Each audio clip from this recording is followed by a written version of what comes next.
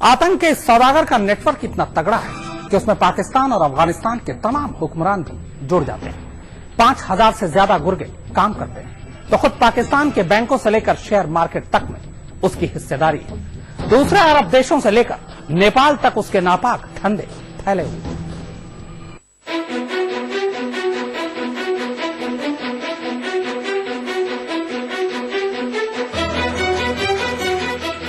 दुनिया के तीसरे सबसे खतरनाक डॉन दाऊद इब्राहिम की इस मुस्कुराहट के पीछे छुपी है काली कमाई की ऐसी खौफनाक दुनिया, जहां सिर्फ 5,000 रुपए में किसी का कत्ल हो रहा है तो 5 करोड़ रुपए में किसी को अपने घर से बेदखल किया जा रहा है। जुर्म के 35 साल के करियर में दाऊद इब्राहिम ने सोने की तस्करी से लेकर आतंकवादियों को आरडीएक्स सप्लाई का धंधा बेखौफ किया है। आज तक के हाथ लगी भारत की खुफिया एजेंसी रॉ की रिपोर्ट में उस नेटवर्क का खुलासा है जिसके बूते पर आज दाऊद दुनिया के 10 मोस्ट वांटेड की फहरिस्त में नंबर 3 पर नामजद है। रॉ की रिपोर्ट में साफ कहा गया है कि आईएसआई की मदद से दाऊद इब्राहिम ने अफगानिस्तान और पाकिस्तान में ड्रग्स के धंधे में अपना दबदबा कायम कर लिया है। दुबई के नामी उद्योगपति हाजी अब्दुल्ला के साथ हाथ मिलाकर दाऊद ने बड़े पैमाने पर अपने काले धन को सफेद किया है।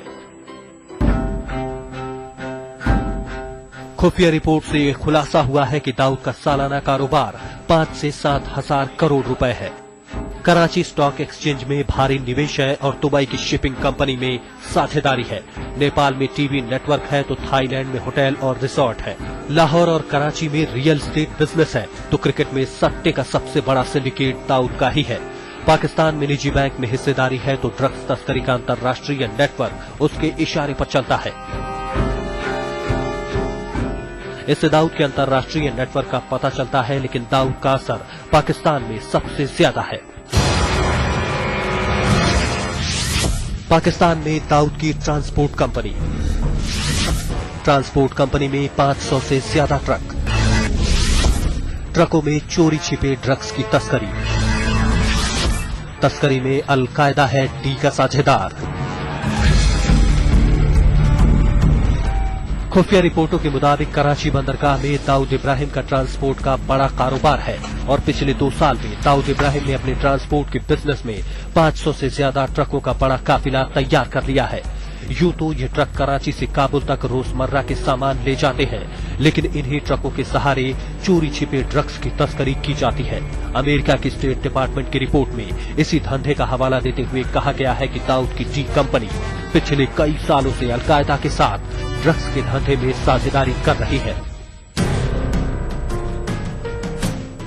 सूत्रों का कहना है कि दाऊद इब्राहिम न सिर्फ आईएसआई के लिए मुखबिरी कर रहा है, बल्कि ऐसी भी खबर है कि अल-कायदा और तालिबान के फरार आतंकवादियों के बारे में भी उसे पुख्ता जानकारी है, जो वक्त बेवक्त सीआईए तक पहुंच रही है। शायद यही वजह है कि अमेरिकी खुफिया एजेंसियों ने कराची में रह रहे डॉन को नजरअंदाज कर रखा है। अरुण सिंह के साथ दीपक शर्मा, दिल्ली आज तक।